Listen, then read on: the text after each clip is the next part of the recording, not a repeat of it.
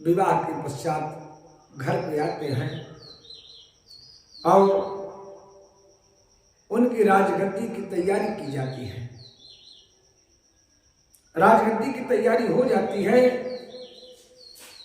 और सुबह जो राज्याभिषेक होने वाला था वह रातों रात में परिवर्तन हो जाता है।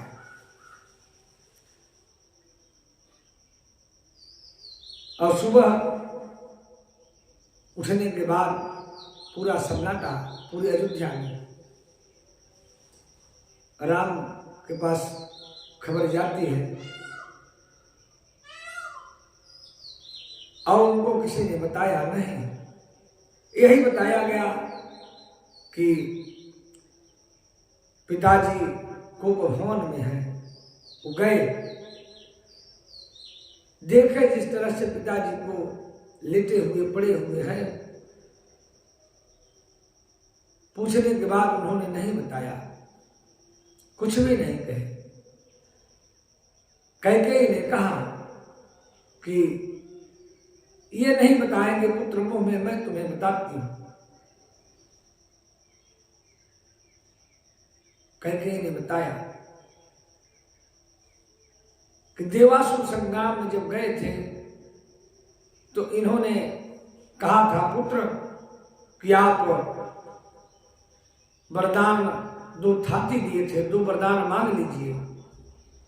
अब वरदान मांगने पर मैं उस समय नहीं मांगी थी। मैंने कहा था कि जब हमें जरूरत पड़ेगी तुम्हें मांगेंगे। और वही मांगे राम प्रभु बोलिए माता जी क्या है, क्या वरदान मांगे हैं आप? तो उन्होंने कहा पहले वरदान में मैंने कहा कि सुत ही राज, राम को भरत जी को राजगद्दी, सुत ही राम राम ही वनवासु, सुत ही राज राम ही वनवासु।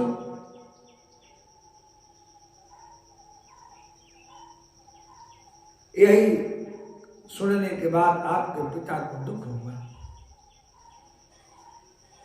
अब देखिए कि प्रभु श्री राम को राजगद्दी मिलने वाली है और उन्हें वनवास मिल जाता है। सुत ही राज राम ही वनवासु, 14 वर्ष राम वनवासु।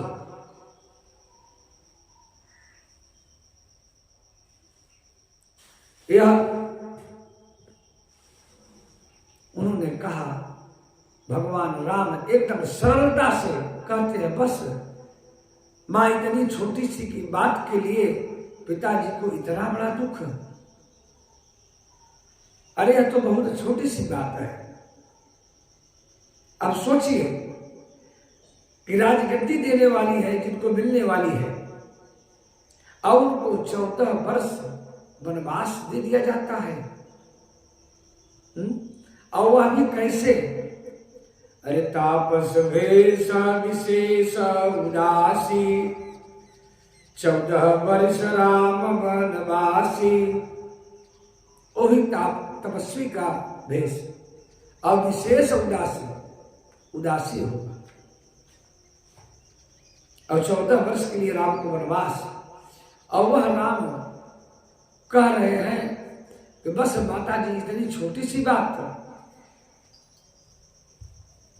तो यह आदर्श, यह मर्यादा एक राम में ही हो सकता है और अन्यथा कहीं नहीं हो पाएगा। और निगाह उठाकर देखिए, यदि किसी को छोटा सा कोई उदाहरण के रूप में, जैसे मान लिया जाए किसी को पूजा करने के लिए बैठाया जाए, यह निर्णय हो गया। किसी का विवाह होने वाला है तो किसी को यदि मातृका पूजन के लिए किसी परिवार में बना दिया जाए, यहाँ फला आदमी मातृका पूजन करेंगे, और यदि उससे वह वंचित कर दिया जाता है तो शायद हो सकता है वह विवाह में नहीं रहेगा, वो वहां से घर से निकल जाता है। और हमारे प्रभु श्री राम इतने बड़े बात को उन्होंने छोटी सी कहा, इतनी छोटी सी बात तो पिता को इतना बड़ा दुख, इसमें कोई बात नहीं है माता जी, मैं जाता हूं। तो यह राम में ही यह आदर्श और मर्यादा हो सकती है, बाकी आपको कहीं प्राप्त ही नहीं हो पाएगा। इसीलिए राम के जीवन का जो चरित्र है वह हमें आपको सन्मार्ग पे लेकर जाता है।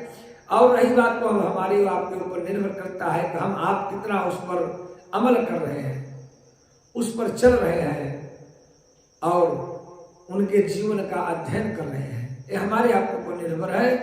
इसमें किसी का दोष है, या कहते हैं ना कि काल कर्म ही ईश्वर ही मिथ्या दोष लगा है।